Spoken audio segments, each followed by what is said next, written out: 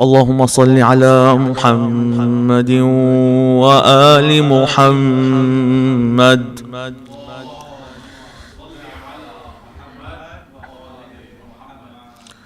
أعوذ بالله من الشيطان الرجيم.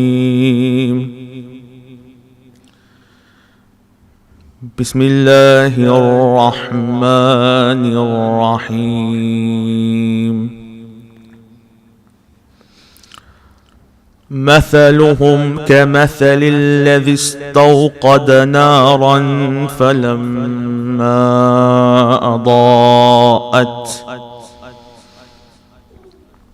فلما أضاءت ما حوله ذهب الله بنورهم وتركهم في ظلمات لا يبصرون. صم بكم عمي فهم لا يرجعون. أو كصيب من السماء فيه ظلمات ورعد وبرق يجعلون أصابعهم في آذانهم من الصواعق حذر الموت والله محيط بالكافرين. يكاد البرق يخطف أبصارهم كلما أضاء لهم مشوا فيه وإذا أظلم عليهم قاموا. ولو شاء الله ذهب بسمعهم وأبصارهم إن الله على كل شيء قدير. يا أيها الناس اعبدوا ربكم الذي خلقكم والذين من قبلكم لعلكم تتقون.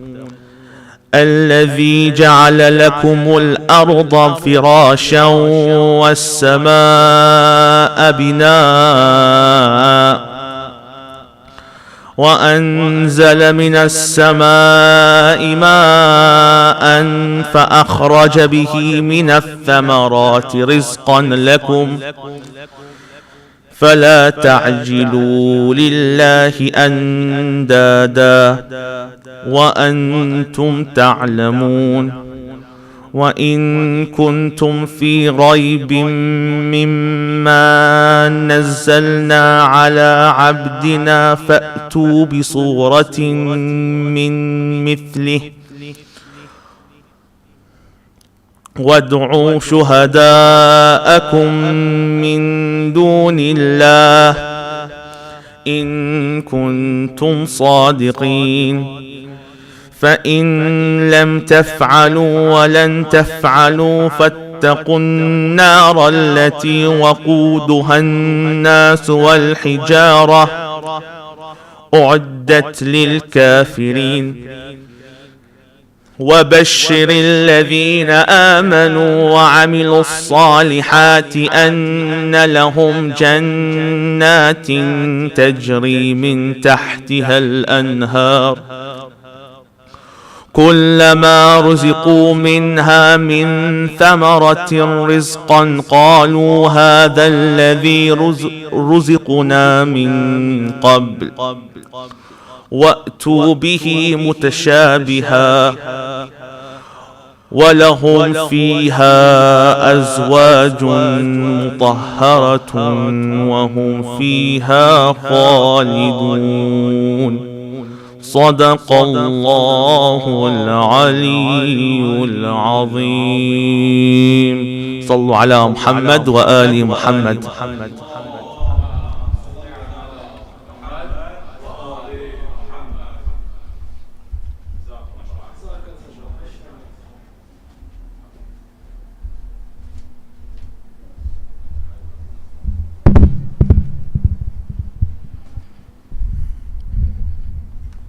صلوا على محمد وآل محمد.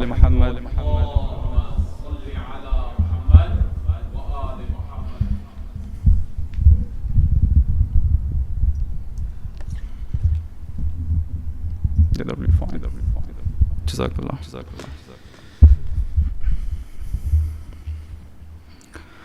أعوذ بالله من الشيطان الرجيم. بسم الله الرحمن الرحيم. ياسين والقرآن الحكيم إنك لمن المرسلين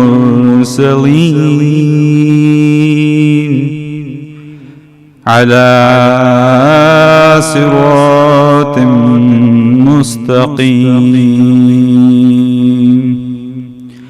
تنزيل العزيز الرحيم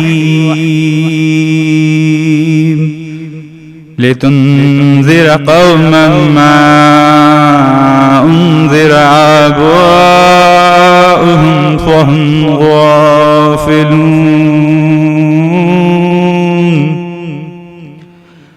لقد حق القول على أكثرهم فهم لا يؤمنون إنا جعلنا في أعناقهم أغلالا فهي إلى الأذقان فهم مقمحون وجعلنا من بين أيديهم سدا ومن خلفهم سدا فأغشيناهم فهم لا يبصرون وسواء عليهم أأنذرتهم أم لم تنذرهم لا يؤمنون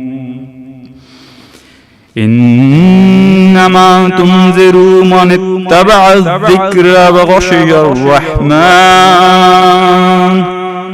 وغشي الرحمن بالغيب فبشره بمغفرة وأجر كريم إنا نحن نحيي الموتى ونكتب ما قدموا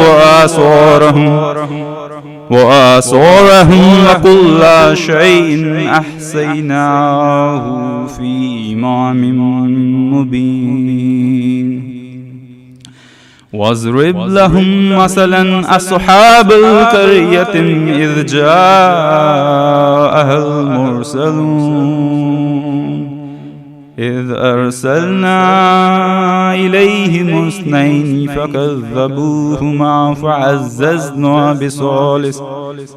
بثالث فقالوا إنا إليكم مرسلون قالوا ما أنتم إلا بشر مثلنا وما أنزل الرحمن من شيء إن أنتم إلا تكذبون قالوا ربنا يعلم إنا إليكم لمرسلون وما علينا إلا البلاغ المبين قالوا إنا تطيرنا بكم وإن لم تنتهوا لنرجمنكم وليمسنكم منا عذاب أليم قالوا طائركم معكم أئن ذكرتم بل أنتم قوم مسرفون وجاء من أقصى المدينة رجل يسعى قال يا قوم اتبعوا المرسلين. صلوا على محمد وآل محمد.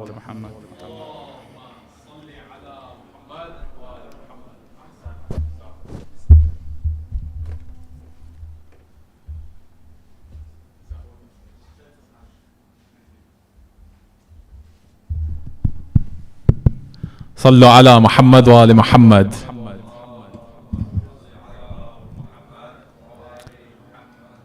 أعوذ بالله من الشيطان الرجيم. بسم الله الرحمن الرحيم.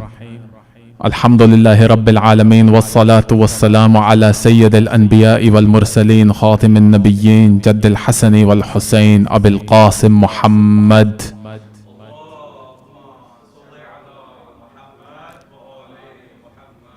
وعلى أهل بيته الطيبين الطاهرين المعصومين المكرمين، الذين أذهب الله عنهم الرجس وطهرهم تطهيرا.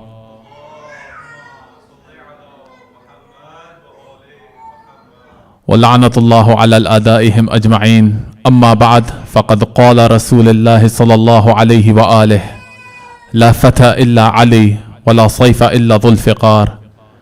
وقالت سيدة زينب: ما رأيت إلا جميلة.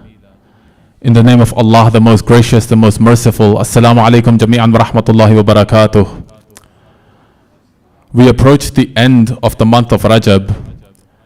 Just a week ago, on the 13th of Rajab, was the birth anniversary of our beloved first Imam, the brother and successor of the Holy Prophet, peace and blessings be upon him, Amir al-Mu'mineen Ali ibn Abi Talib alayhi الصلاة والسلام. Wali Muhammad. Just 2 days thereafter, the 15th of Rajab, is the date which is commonly accepted as the martyrdom of our beloved lady Sayyida Zaynab salamullahu alayha, his daughter. Insha'Allah, tonight we endeavor to honor both of these revered personalities as best we can. The discussion focuses on bravery and courage and how these virtues are reflected by these two blessed individuals. To begin with, Imam Ali alayhi salatu wassalam. As we flick through the pages of history, we come upon one battle after the other, where Imam Ali alayhi salatu wassalam is ravaging the enemy forces. We begin with Badr, the first major battle which he engaged in. It's been said that amongst the polytheist forces, the Quraysh, anywhere between 50 to 70 of them were killed during this battle. Out of these 50, 22 were killed by Imam Ali alayhi salatu wassalam. Just imagine, there are 313 Muslims present, and out of these 313, one man is responsible for killing over just about half of the enemy casualties. And amongst them were the likes of Walid ibn Utbah, a great hero of the Umayyads, and also Hanzala bin Abi Sufyan, the son of Abu Sufyan, la'natullah alayhim. Now this is why the Banu Umayyah held such deep-seated hatred and animosity for Imam Ali alayhi salatu wassalam, because time after time he humiliated their champions upon the field of battle. And Imam Ali himself references this many years later. Just to add some context to the situation, Muawiyah la'natullah alayhi, he formed his own government when Imam Ali was the rightful ruler, or rather, he used his government to rebel against Imam Ali alayhi salatu wasalam. This government did exist before, but nonetheless, Imam Ali was chosen as the leader of the Muslim Ummah, and Muawiyah rebelled against him. Now, Imam Ali repeatedly urged Muawiyah to face him one-on-one instead of involving all of these armies, instead of engaging in these politics and everything like that. Muawiyah, of course, refused. Muawiyah knew that even if there were 1,000 of him, even if there are 1,000 Muawiyahs, Imam Ali would still kill every single one of them. And Imam Ali writes a letter to Muawiyah, which we find in Nahjul Balagha. In this letter, he says something very powerful. He says, وَعِنْدِيَ السَّيْفُ الَّذِي أَعْدَدْتُهُ بِجَدِّكَ وَخَالِكَ وَأَخِيكَ فِي مَقَامِ وَاحِدٍ. اللهم صل على محمد. He says, the sword which I used to kill your grandfather, your uncle, and your brother is still in my hand. Now one can imagine Muawiyah's reaction as he's reading this, the feelings that would be stirring up inside his body. Fear, terror, anxiety, but beyond that, anger, vengefulness, hatred, bitterness, all of these. In the Battle of Uhud, Imam Ali alayhi salatu wasalam defended the Holy Prophet when nearly all of the Muslims had abandoned him, warding off one enemy after another, protecting the Holy Prophet with his own life. During the Battle of Khandaq, Amr bin Abdud, the great champion of the Quraysh, he challenged the Muslims to face him one-on-one, and they refused except Imam Ali alayhi salatu wasalam. He comes forward. Now Amr bin Abdud, the history tells us that he is a man with the strength of 1,000 men. He was unrivaled even amongst all of the warriors of the Quraysh. And yet Imam Ali alayhi salatu wasalam defeats him as well. And perhaps most prominent of all was the Battle of Khaybar. One after another, several notable companions, amongst them the men who would become the first 3 khulafa of the religion, they were given charge to lead the Muslim forces against the enemies, but they failed time after time. Imam Ali was finally given the charge. He kills Al-Harith and Marhab, the champions of the enemy, and he lifts the gates of Khaybar with his own 2 hands. Now these are gates that could not be lifted with the combined strength of 8 men. And yet he lifts them, and because of this the Muslims are able to enter the fortress of Khaybar, and under the leadership of Amir al-Mu'mineen, they defeat an enemy force that is nearly 10 times larger than their own. Sallu ala Muhammad wa ali Muhammad.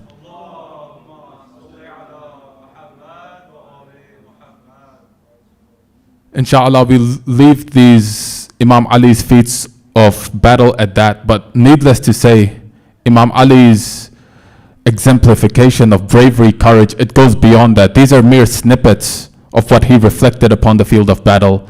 Now these virtues, this bravery and courage, it was inherited by the sons of Imam Ali alayhi salatu wasalam, Imam al-Hasan, Imam al-Hussein, Abu Fadl al-Abbas, عليهم الصلاة والسلام.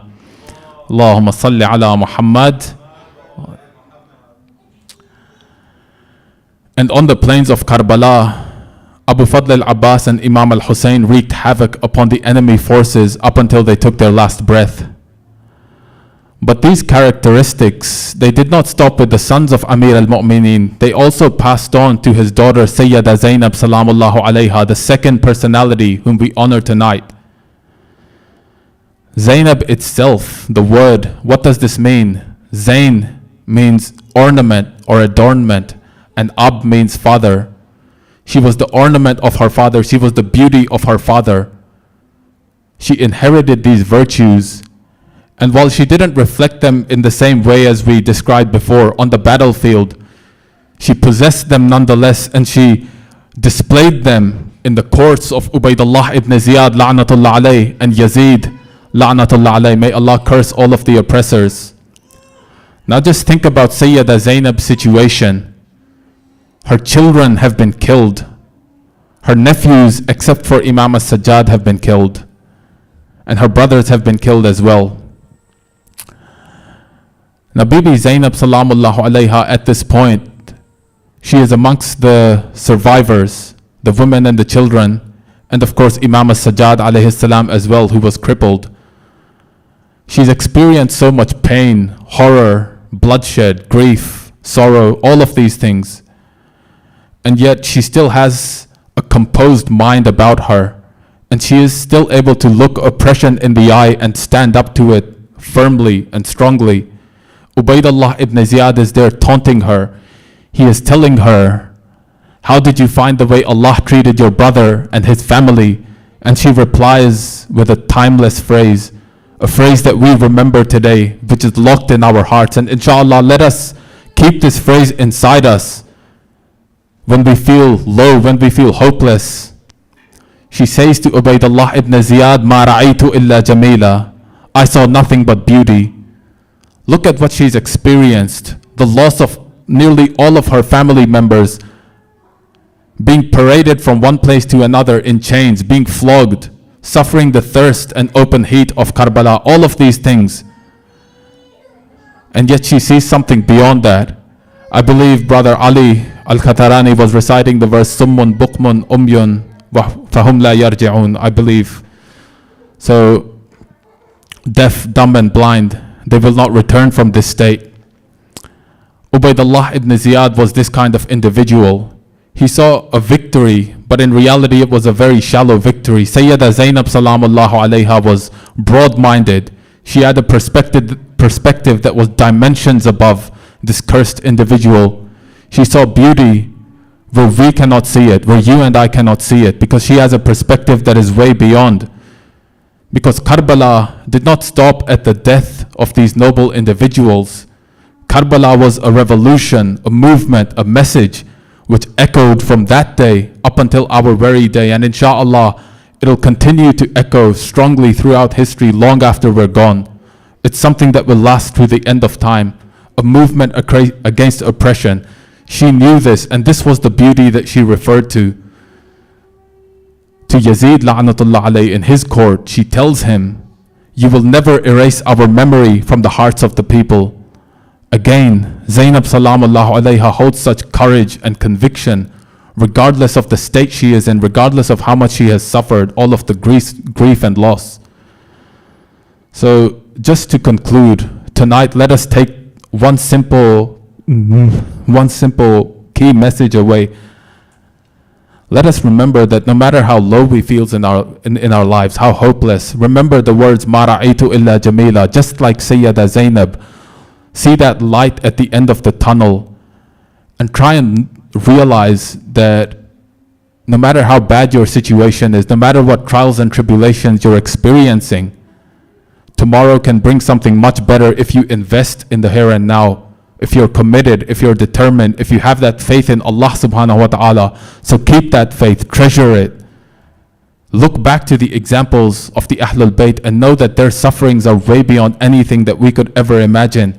And let that be your inspiration to overcome anything that you face, insha'Allah ta'ala. With that, insha'Allah, I would like to conclude and invite our respected brother and the main speaker for tonight, our beloved Hajj Mustafa Elachi. Please welcome him with 3 loud salawat ala Muhammad wa ala Muhammad. Allahumma salli ala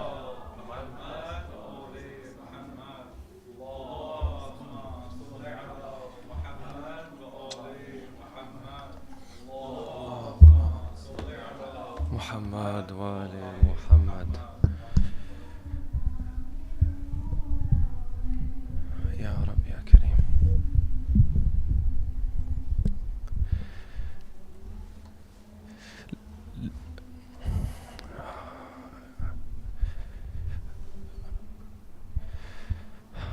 Inshallah, for the remembrance of Imam Sahib al-Asr wa Zaman, Aflaha man salla ala Muhammad wa ali Muhammad.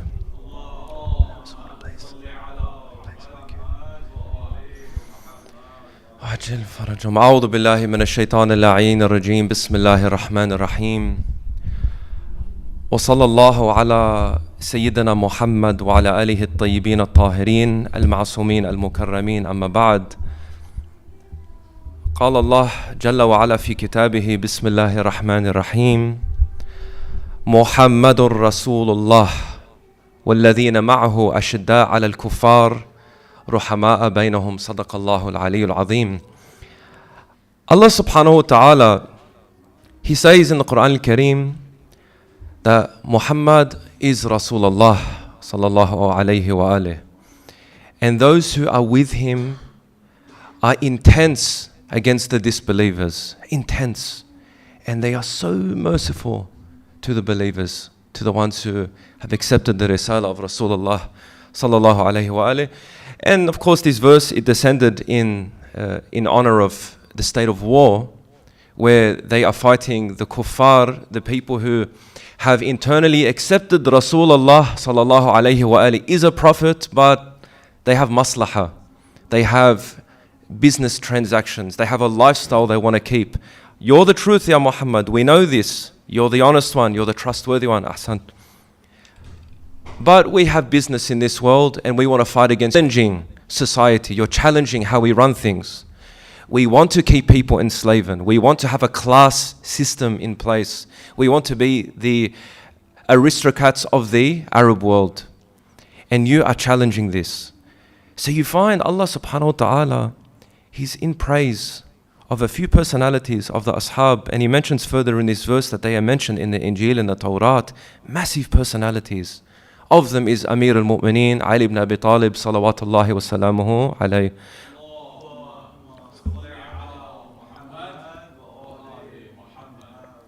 And of course, there's Hamza and Ja'far ibn Abi Talib and Ammar ibn Yasir and Al-Miqdad and others of the great companions of Rasulullah sallallahu alayhi wa alayhi. So you find that this verse is not specifically saying shuja'a. It's not saying bravery, but it's mentioning the concept of which is an interesting thing. Because when you look up verses that refer to bravery in the Quran al-Kareem, you get verses like this. Now, bravery in the English meaning, it's the quality or state of having mental strength in the face of danger or hardship. Something hard is there, you're strong about it. You don't back down. You see a challenge, you move forward. There are animals in the eye of a storm. For example, cows, they tend to run away from the storm, and they find that the storm, it starts to catch up with them, and they get caught in the trouble. Whereas an ox, it runs through the storm. And you find there is, in the natural world, there is an example for us. Allah subhanahu wa ta'ala wants us to look at the natural world. He's saying that this ox, who's got a massive build and has the more strength of character, it heads into the storm. It doesn't back down. And it goes through it faster, and it actually builds more of its presence. Whereas the cow, we know, is a very cowardly sort of creature. And it runs away, and you find the ones that run away from the problem, they suffer in this world. But the ones that go towards the problem, and they say, Ya Allah, and they go in, these are the ones that are the brave. Inshallah, in this lecture, we're going to look at, of course, examples, and our dear brother mentioned examples in the life of Amir al-Mu'mineen, salamullahi alayhi, and Sayyida Zaynab, salamullahi alayha. But for us, we're not seeing battle. We're not seeing war. We're not seeing these levels of hardships. However, Allah subhanahu wa ta'ala does not give you more than you can handle. So you're going to find that you're going to have challenges in life. And bravery is matlub, bal wajib. Not only is it required, it's obligatory on you to be brave. And not only this, bravery is not for men, it's also for women. Bravery can be applied in every aspect of your life. From your work life, from your school life, from your family life, from when you have to have those hard conversations, bravery is needed. For inshallah, we want to talk about first things first. Let's know what bravery is. What does it require? We have an image of what bravery is in our mind. When I say the person was brave, you think the big stature. You think that this person went to battle, they had a fight. But bravery isn't always in these facets. Bravery is everywhere. And being brave is a great concept to learn. In fact, being brave is a requirement on a believing person. But inshallah, with that, we're going to go right into it. We're going to define what bravery is. We're going to know how to develop what it means to be brave. In this lecture, we want to leave here a little changed so we can apply it in our daily life. We're going to look at the examples in Ahlul Bayt عليهم الصلاة والسلام or of the Anbiya. And when we refine everything down, we're going to look at examples in your life, because I want you to know that this is useful to you. I want you to leave here thinking, you know what? Okay, I heard about the battles. I'm never going to swing a sword in my life. I'm never going probably to shoot a gun in my life, in a battle, in a just battle, for example. But I will need to raise a family one day. I will need to provide. And that requires bravery. That requires strength. That requires you to sit in a place for 20, 30, work for 40, 50 years. 50 years of work. This world isn't for the faint-hearted. So either you act like the cow or you act like the ox. It's up to you, inshallah. With that, as-salatu ala Muhammad wa ali Muhammad.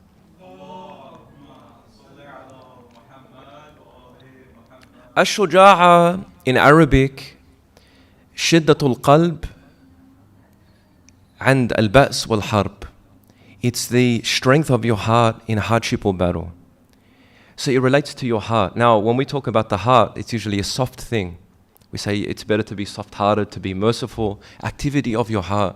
But Allah subhanahu wa ta'ala, He mentions in that verse, it's very interesting.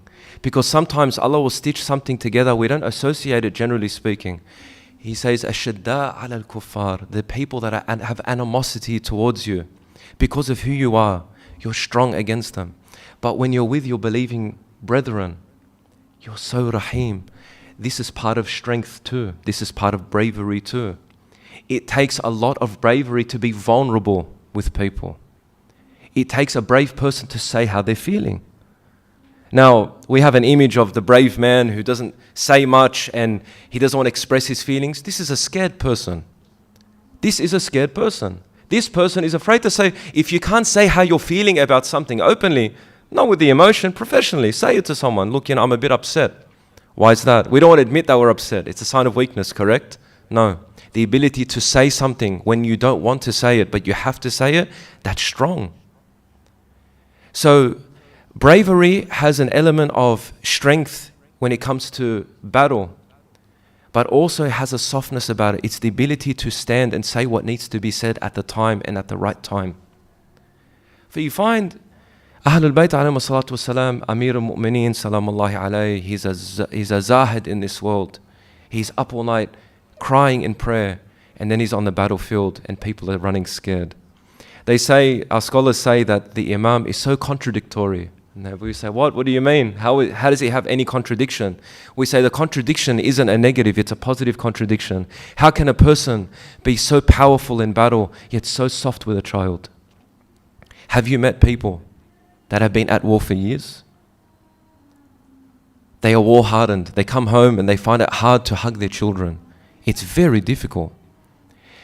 In fact, in some Islamic countries, if a person is working in a slaughterhouse and they have to work in a factory and mashallah, we love to eat meat, and they slaughter and they slaughter and they slaughter, day in and day out, they're pulling a knife to the neck of a living animal.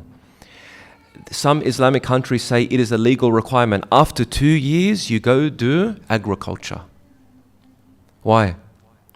They want to soften the heart again, because they know that the person who raises the blade or the sword and they have to take life away, they know it hardens the. But Amir al-Mu'mineen salamullahi alayhi, he's unaffected because he doesn't do things for himself.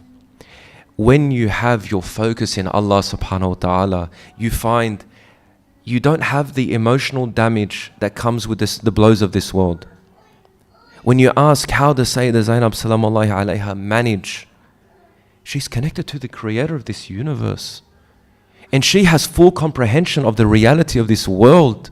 When she says that the Hajj blessed us by this saying, مَا رَأَيْتُ إِلَّا جَمِيلًا, I saw in the slaughter of my loved ones beauty. What can we deduce from this? She is the one who is learned without being taught. She is عارفة بالله. She knows what's unseen. Allah subhanahu wa ta'ala has opened up. You know, Sayyida Zaynab salamullahi alayha, her legacy is amazing. Because we know that 124,000 anbiya have blessed this earth. Of all colors, of all languages. Allah subhanahu wa ta'ala sent a Nabi or a Rasul to every part of this world. I have a few conversations with some dear brothers, and I think to myself, I wonder where the anbiya, the indigenous anbiya of Australia are buried. Because Allah subhanahu wa ta'ala says He sends anbiya bilisani qawmih, in the tongue of their people, not lugha, not the language. The tongue is their vernacular. They are from them. We have anbiya buried in Australia. We have anbiya buried in America. We have anbiya buried in Switzerland, all over Europe. We have anbiya that are buried all over our region as well. Allah subhanahu wa ta'ala made sure His message reached every square inch of this earth. And this message of tawheed and of purification of yourself, and that you've centered your whole life in one direction, in Karbala rests on the shoulders of a woman. The entire scheme of God is on the shoulders of Sayyida Zaynab salamullahi alayha. What can we say? Anyone who says our religion puts women down, I ask you, which religion sends men to guard the grave and the shrine of one of our women? Because we have a definition of masculinity and femininity that we understand and ascribe to. And when it comes to qualities of bravery, we don't blur the lines between gender. There's a different style that we might see, but bravery comes from the same source, from the same heart. It just expresses in different ways according to what is necessary. If you can't fight with the sword, you can fight with your tongue. You can say what is right, and you can do it eloquently. You don't have to be angry about it, but you can raise your voice and speak powerfully. A person can't be angry with you if you're powerful in your speech, unless you're rude. You see? And you find even in the political world, you have, being a diplomat is a very difficult thing. It requires strength of character, it requires you to speak and to speak the rights of people. Or sometimes, in a more satanic sense, requires you to hide the facts. You have to sit across the table from a nation state that's oppressing your nation and be polite. That's strength. That's the ability to have a strong heart and to speak the truth and also keep your composure. And inshallah, we're going to get further into this. But if I have your attention, if you're interested in building yourself up and becoming more brave, man or woman, please recite as-salat ala Muhammad wa ali Muhammad.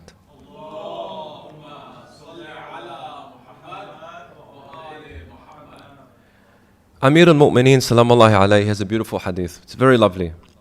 He says the best qualities in a person are 4. If you have these 4 qualities, you're the best. You're the utmost of human beings.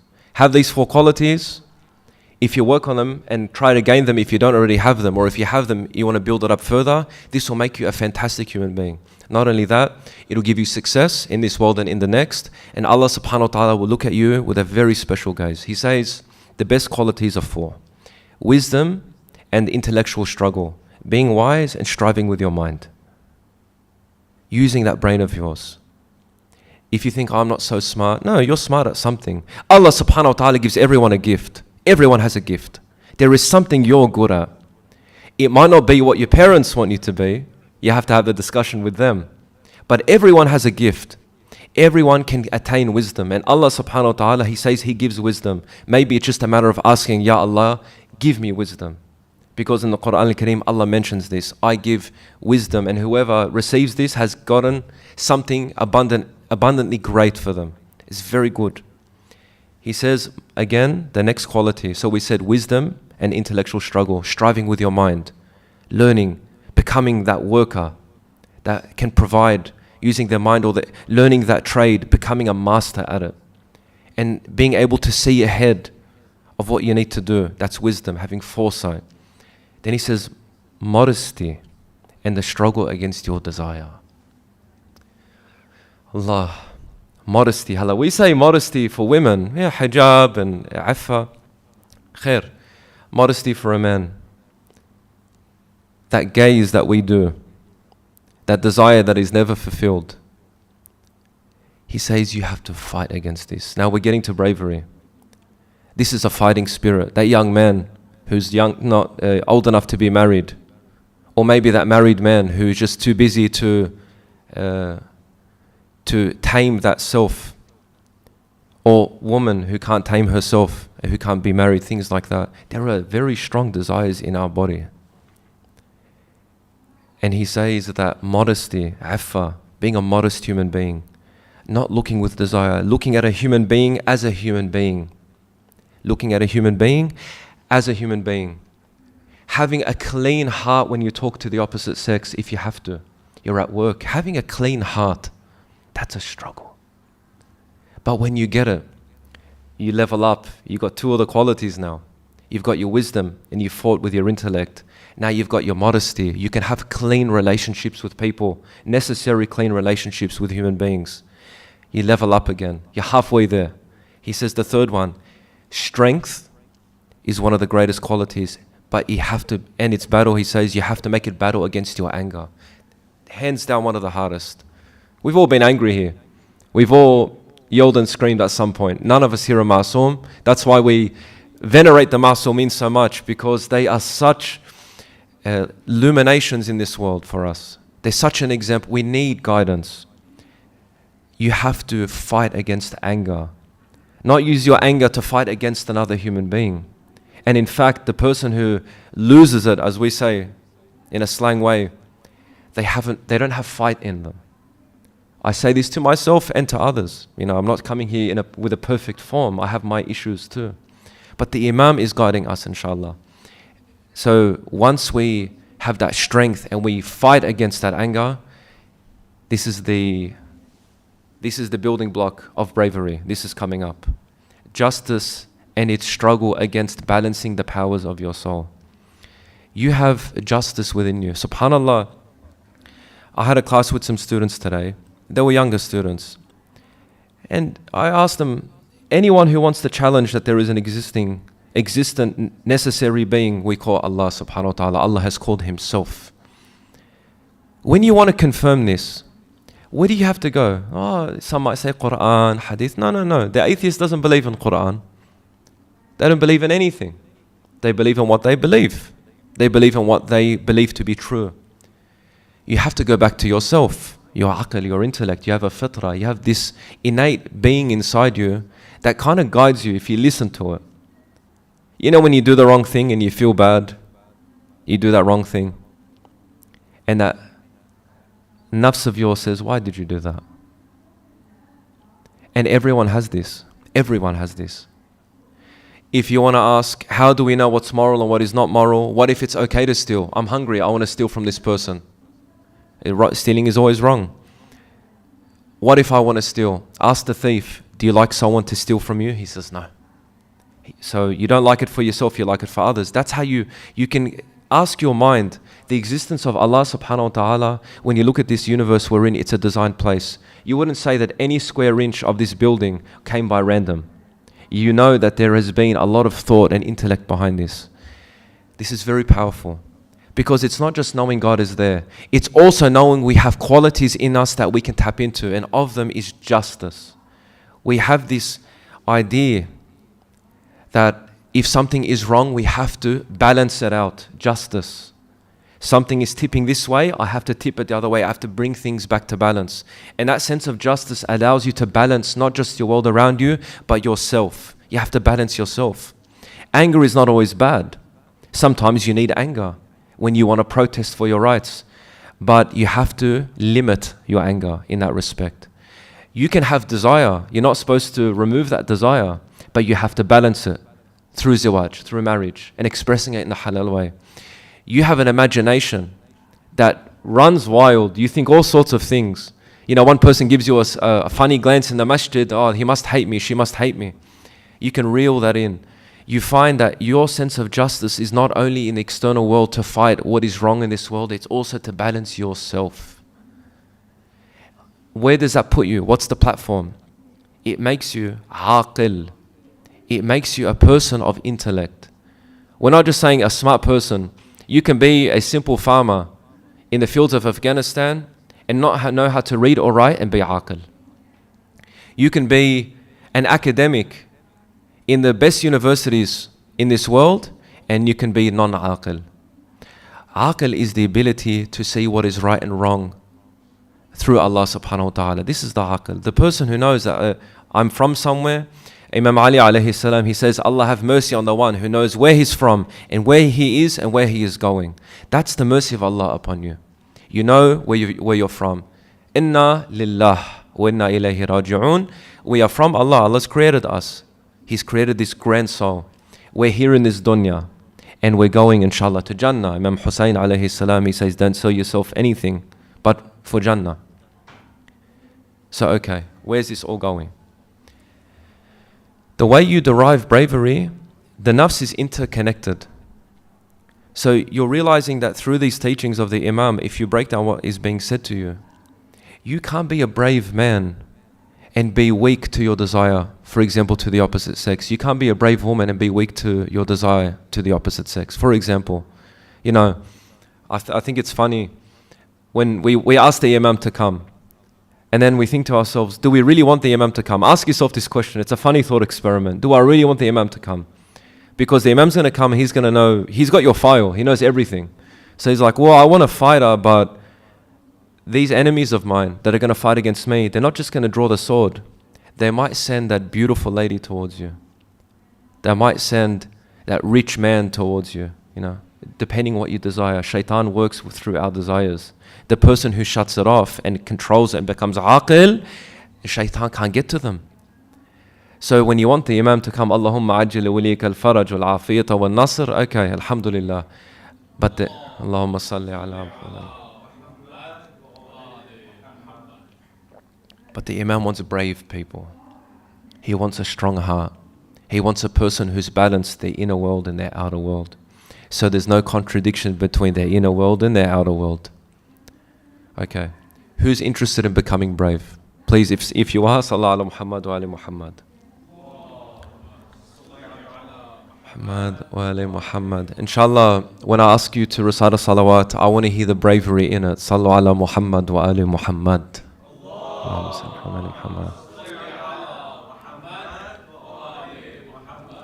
So in reality, bravery comes in degrees. The bravery of our women is exceptional. We should be very proud of our women. Our muhajjibat, the flag of Sayyida Zaynab, salamullahi alayha, they are very brave. Take an example from our mothers. Very brave. We can go and work wherever we want. We don't have to have this outwardness about our religiousness. The women do. Now you find some of our women, they're a bit weaker. They might fashion the hijab out of the sharia because they're trying to cope. But what I would say to them is that be brave, because Allah subhanahu wa ta'ala is with you. Whenever you put that towards Allah subhanahu wa ta'ala, He will straighten you up and open the doors for you.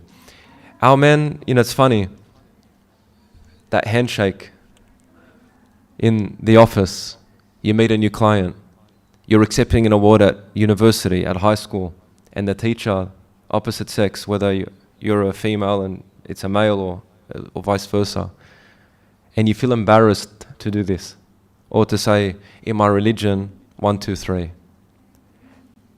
To say this, to have that character, that's bravery. You're brave. Allah subhanahu wa ta'ala looks upon you greater than if you swung the sword in a battle. Why? Because that's jihad al-akbar. That's the greater struggle. To remain on iman. That's greater. So you find that you can actually be written as a person who fights in the way of Allah without ever having to hold a weapon. This view they have of us as being a violent sort of religion, I think it's an affirmer now. I think it's getting old, and a lot of people don't see it that way. But we have that, that cloud over your head we want to get rid of. Bravery is being completely who you are in a strange environment. That's bravery. You're proud of who you are. Bravery, in our context, is that you're Pakistani and you go to an all-Arab mosque and you feel completely normal. Or you're an Arab and you go to an all-Pakistani mosque and you don't feel the difference of culture. You're mu'mineen. You don't feel it. This is brave. Bravery, you find, is pegged a lot in our imagination. Amir al-Mu'mineen, salamullahi alayhi, he says that what you imagine that you fear, your imagination is actually greater than the fear itself, what you're facing. I hope I'm saying that correctly. What you fear is greater than what's actually in front of you.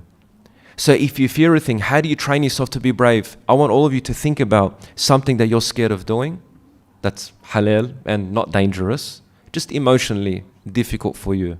Public speaking, perhaps. Anything. And go do it. This is part of your training. And when you're done, okay, bismillah, the next. You find that the shiddah, the struggle that's in front of your heart, the more you flex and release your heart, flex, release, flex, release, it's working out your heart. It's making you more brave. You keep doing this every day. Find the fear, conquer it. Find the fear, conquer it. You start realizing that you get to this place, and most of the older people, they get to this place, maybe 30s, 40s or 50s, where you stop caring what people think. And I was speaking to my uncle. I asked him, what's the best thing about being 50? He said, I don't care what people think. I'm a Muslim, I'm a Shia, I don't mind. It's no issue for me. You become brave. You can have that when you're young. And you find Amir al-Mu'mineen, salamullahi alayhi. If I'm not mistaken, when Amr ibn Abd al-Wud, He says, Hal min mubariz. He's calling, as the dear Hajj mentioned, it's a battle. Amr was a batal. The Arab, although they know he was a kafir, a disbeliever, they still respect him. That he had the tenacity to fight against Ali ibn Abi Talib alayhi salam.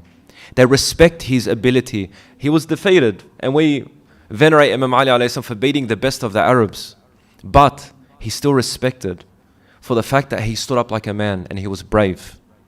You find that sometimes you can respect an enemy because of their qualities. And sometimes you disrespect one of your own because they lack that. When Amir al-Mu'mineen salamullahi alayhi fought the Khawarij, they were fighting against him and they were saying that Imam Ali alayhi salam is out of the religion. Far from him. He said, I would trade 10 of my men for one of theirs because look how passionate they are on their batil and look how weak some of my men are on their haqq. You can respect that. Amr, he says, Hal min mubariz. He keeps saying, Hal min mubariz, until he recites lines of poetry saying that my throat has become sore asking you to fight me. Who will fight me? And this young Amir, he stands up. Rasulullah tells him, sit down, Ya Ali. He stands up, Ya Ali, sit down. He says for a third time, Ya Ali. Then Amr keeps calling. Imam Ali alayhi salam, his bravery is so great. He has no fear. He's so confident in his ability because his heart is with Allah subhanahu wa ta'ala. Now, how do you become brave? Do you want the shortcut? It's in what Rasulullah sallallahu alayhi wa alihi, what he said when eventually he allows Amir al-Mu'mineen alayhi salam as a young man in his teen years, when he emerges man on man. You know, they say when a man fights, it's one-on-one. That's a real fight. Not when it's 20 on one. One-on-one. Swords as well. Rasulullah sallallahu alayhi wa alayhi, he says, Baraz al-imani kulli ala al-kufri kulli. The complete iman, complete belief in Allah has gone against the complete disbelief in Allah. His bravery comes from his iman. And his level of bravery is the level of his iman. A person who says, Ya Allah, Bismillah, and he goes, nothing stops them. Musa alayhi salam, imagine, you've got Bani Israel behind you. You've got an army of the Fir'aun, is massive. And you've come to this great body of water. Musa alayhi salam, he holds his staff. He says, Inna Rabbi ma'i sayahdeen. Allah is with me and He will guide me. And Allah reveals to him and he places his staff and the oceans divide. Until this day, by the way, they're finding remnants of the wheels of the carriages of the Fir'aun in the Red Sea. You should look this up, it's recent. They're actually finding the remnants of the army of Fir'aun in the Red Sea today. Anyone who wants to doubt this story. How you got an army and all this gear in the middle of the Red Sea with no ship. You know that it happened. So you find this strong attachment to Allah subhanahu wa ta'ala can do this for you. And sometimes it's just in a prayer. To be strong and to be brave, it can be a prayer. La hawla wa la quwwata illa billah. There is no way or strength except with Allah. What this does for you is good. You start realizing that every time I say this, I get strength. Every time I say this, I know what to say. I start my day with this, and then I keep going throughout my day, monitoring myself, using my wisdom, building my intellect, using my strength against my anger, using my sense of justice to balance myself. The more I watch myself, and the more I remember Allah, the better I get. And your doubt in the existence of God diminishes. Give it 3 months. If you have any doubt in your heart, it goes away. And then you have this platform where you keep getting greater and greater. And the amazing thing is that people might not know how great you are, and that's fine. Because the great person doesn't want to be seen. The great person doesn't want to be seen by people. The strong person doesn't want the approval of anyone. But Allah subhanahu wa ta'ala, which by extension, the rida, the contentment of Muhammad wa ali Muhammad. Alayhi salatu wassalam. وعجل فرجهم. We need bravery. We need to look at our weaknesses. Don't let it get you down. Let me share something personal with you, very personal to me. When I was a child, I had a stuttering problem. I couldn't speak. I stammered. Subhanallah. Hardest thing to admit. But a nice sheikh said to me, there is a dua you can read. I go, what's this dua, sheikhna? Rabbi shrah li sadri. Allah expand my chest. That tight feeling I got that stopped me from speaking. I was scared. Something happened when I was a child that I spoke and it caused a person harm. That affected me, made me stutter. So I was able to breathe. وَيَسِّرْ لِي أَمْرِي. Make my affairs easy. This is all talking, asking Allah. وَحْلُلْ عُقْدَةً مِّن لِسَانِي. Untie my tongue. يَفْقَهُ قَوْلِي. So they may hear what I say. They understand what I say. And he said, keep saying this. There is a dua. These are keys for everything. Allah subhanahu wa ta'ala doesn't want you to come to the masjid and you hear someone speaking about, oh my God, I need to be brave, and you feel this emotional pressure. No. This is training. This is you coming to a seminar. This is not a lecture where you feel down, feel empowered. You're here, you're young. Whatever you're doing, try to be the best at it. And don't have any fear. Be brave. Speak your mind. Practice it.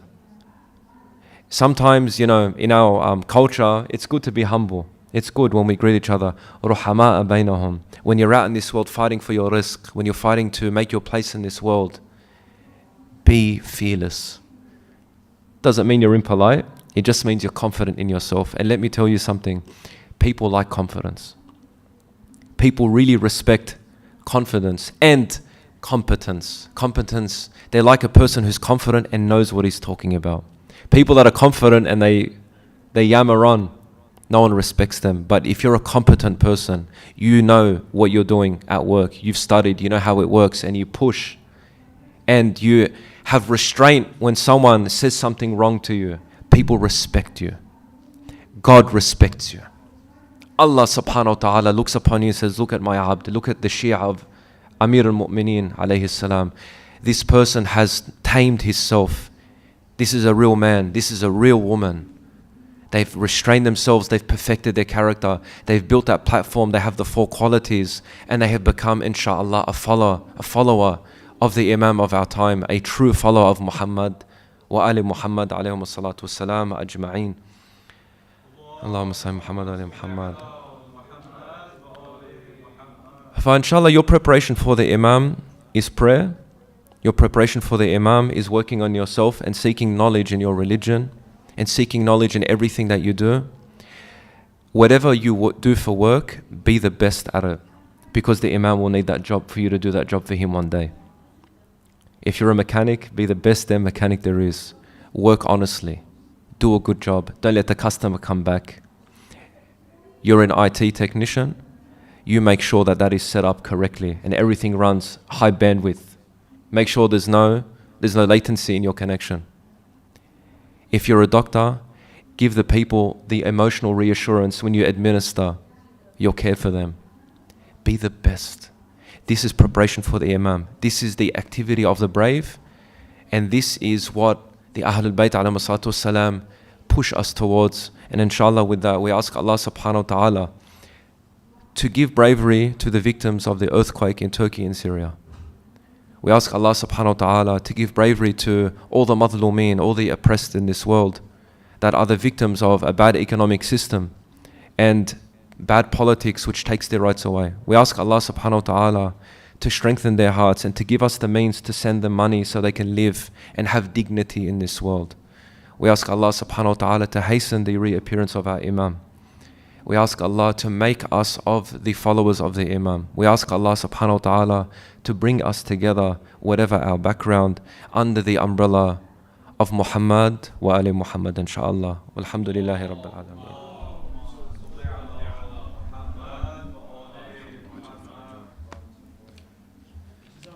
Allah yabarak fikum, ya Habibi. Brother Hussein, you have to forgive me. I have to go right away. Yeah, but my wife is waiting on me, so. Please forgive me.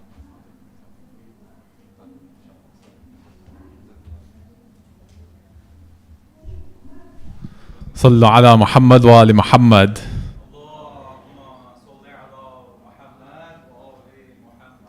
Jazakallah khair, dear Hajj Mustafa, for that powerful and enlightening discussion on this specific subject. Indeed, when we hold on to our convictions, no matter what, in any environment, when we retain our desires, just as the Hajj mentioned, that's truly what it means to be brave. It brings to mind an example from one of the previous programs. If you put your hand into a fire, it burns you, but if you keep it at a distance, that fire can help you. The very same thing with our desires. Keep them at a distance. Don't come too close, but don't get too far away either. And inshallah, it can benefit you if it's channeled in the right way. And just as the Hajj mentioned, we have different cultures within one center. You have Pakistanis, Afghans, Arabs, all together in one place. And it brings to mind the verse of the Quran, verily Allah has made you into nations and tribes so that you may know one another. So let us keep that in mind as well.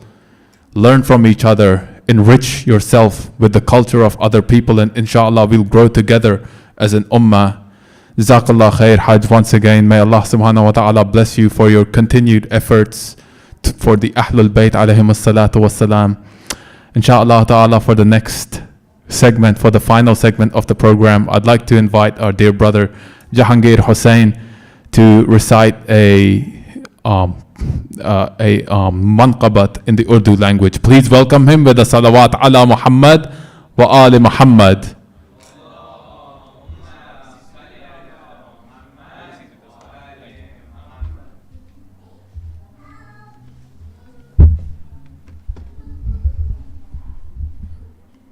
Muhammad wa ali Muhammad salawat.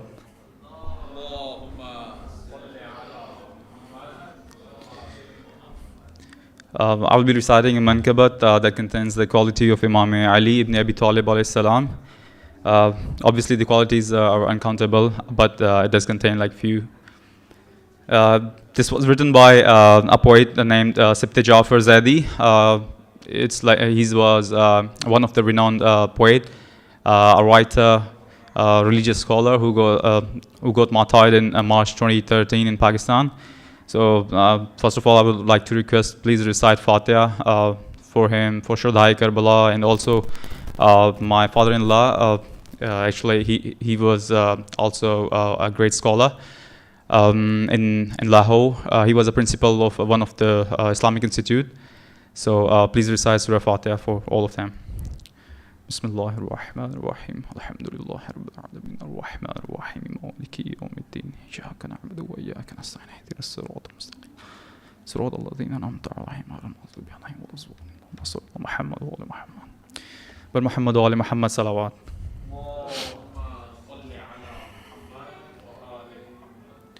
It's in Urdu, so I hope you'll all be pleased to hear that. जब खुदा को पुकारा अली आ गए, जब अली आ गए जिंदगी आ गई, जब खुदा को पुकारा अली आ गए, जब अली आ गए जिंदगी आ गई, जिंदगी बंदगी रोशनी आ गई, रोशनी आ गई, आ गई, आ गई। गुस्ल मैयत न कहना मेरे गुस्ल को, उजले मलबूस को मत कफन नाम दो। मैं चला हूँ अली से मुलाकात को, जिसकी थी आरज़ू वो घड़ी आ गई। मौत इनके मुहिब्बों को आती नहीं, आ भी जाए तो फिर बच के जाती नहीं।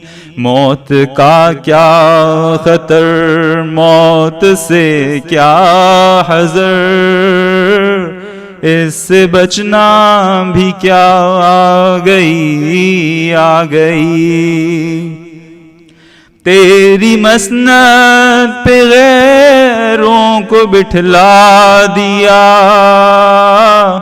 نائب مصطفیٰ مظہر کبریا تو وسیع و علی ہی رہا منزلت میں تیری کیا کمی آ گئی ہم کے سرشار عشق و تولا میں تھے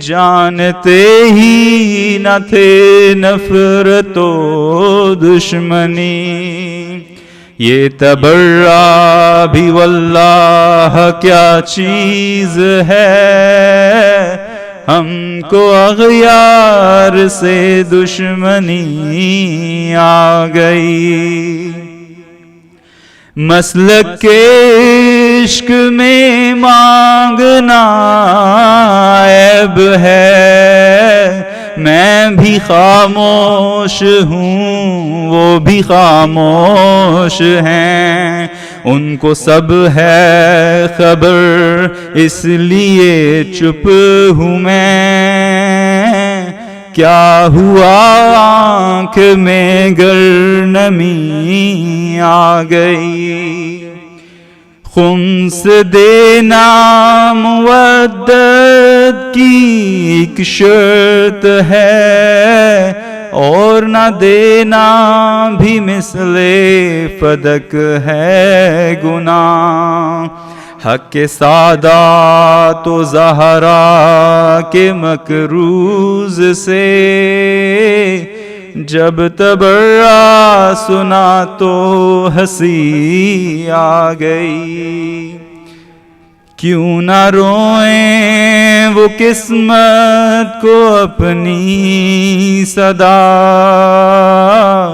جن کا پورا مقدر ہے لعنت زدہ جس کی قسمت میں اپنے ہی اعمال سے بنت احمد کی ناراضگی آ گئی سورہ آل عمران بھی ہے گواہ مثل کوثر ہوئی آل ان کو عطا وہ جو کہتے تھے ابتر نبی کو میرے ان کی قسمت میں ہی اب تری آ گئی جس کا مولا تھا میں اس کا مولا علی جب نبی نے کہا دین کامل ہوا مرحبا مصطفیٰ رب بھی راضی ہوا وہ جو آنا تھی آیت وہی آ گئی جبریل اور کمبر پر کیا منحصر اور تیرا چھوڑ کر کوئی جاتا نہیں جبریل اور کمبر پر کیا منحصر در تیرا چھوڑ کر کوئی جاتا نہیں جو غلامی کا تیری مزہ پا گیا راس جس کو تیری نوکری آ گئی عشق حیدر میں پھرتے تھے شام و سحر ان کے مدح ہیں سارے جنوں بشر ان کی آورگی کا سفر دیکھ کر ذہن میں فکر آورگی آ گئی عشق جب تک نہ ہو شعر ہوتا نہیں، مجھ میں کب اہلیت تھی تیری مدح کی، میرے مولا میں قربان تیرے عشق کے،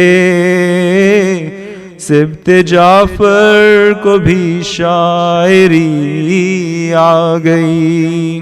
پر محمد و آل محمد صلوات.